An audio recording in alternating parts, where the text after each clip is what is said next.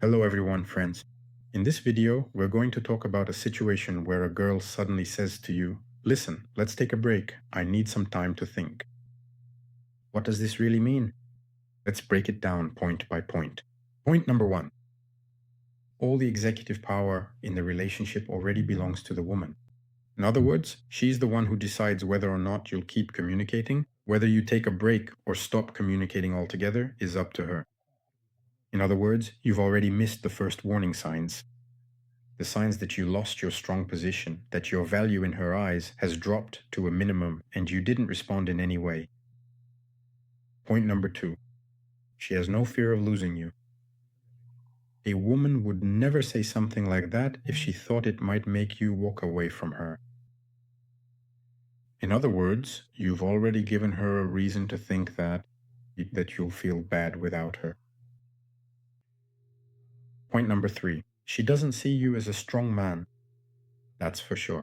Again, she's not afraid that you'll stand your ground or leave in this situation.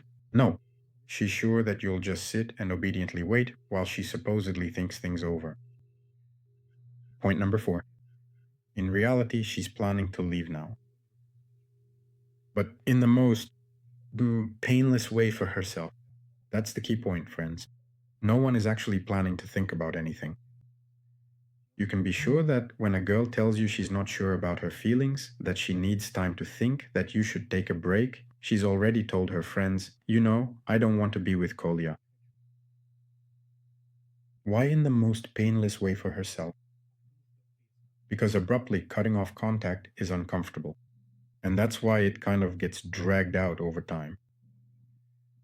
Point number five is that there's a chance she has another man or is interested in someone else. In other words, as I said, it's that very branch principle. When she's still making a choice, she's still not sure. And here, she takes this pause precisely so that the new, let's say, lover has a chance to prove himself. Or so that we, in turn, can completely mess up. There are two courses of action that men usually take in this situation. Both, of course, are wrong. Option number one, the man just goes with the flow. In other words, he obediently waits. He waits for her to think things over and say, yes, okay, that's fine. And option number two, the man throws a tantrum. That is, at first he might agree to this pause, but then he starts texting her constantly, once again declaring his feelings, trying to negotiate something with her, right? Trying to pressure her to influence her.